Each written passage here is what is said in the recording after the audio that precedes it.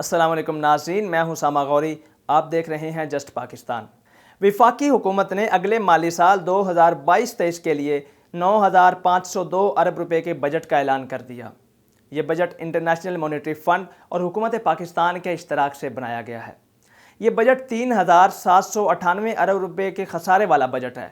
यूँ पाकिस्तान की तारीख का सबसे बड़ा खसारे वाला बजट भी शुमार किया जा रहा है। वफाकी वज़ीर ख़जाना मिफ्ताह इस्माइल ने बजट इजलास से खिताब करते हुए बताया, अगले माली साल के लिए दिफा के लिए 1523 अरब रुपये मुख्तस किए गए, यूटिलिटी स्टोर्स के लिए 17 अरब रुपये मुख्तस किए गए।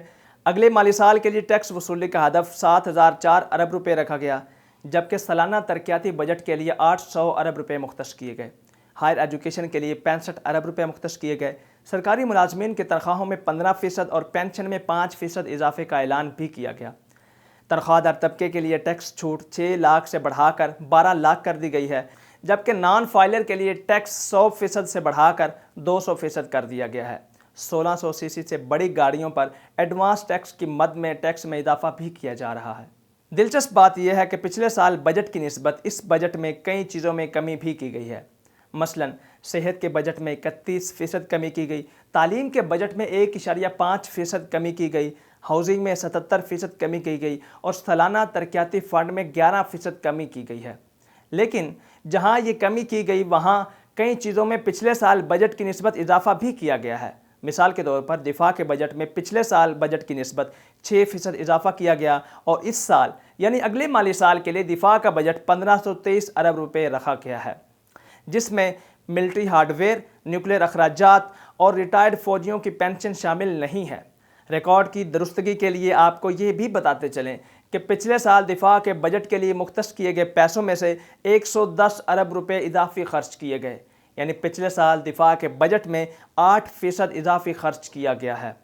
यहाँ ये अमर भी दिलचस्प है कि आजकल हुकूमत पाकिस्तान 40,000 से कम आमदन वाले अफराद को जो माहाना 2-2 हज़ार रुपये देने के ऐलानात कर रही है, दरअसल ये 2,000 रुपया ये सब्सिडी हायर एजुकेशन के बजट से काट कर दी जा रही है, जिसका लाजमी नतीजा ये निकलेगा कि सरकारी यूनिवर्सिटीज़ भी आने वाले वक्तों में अपनी फ़ीसों में इजाफे के ऐलानात करेगी।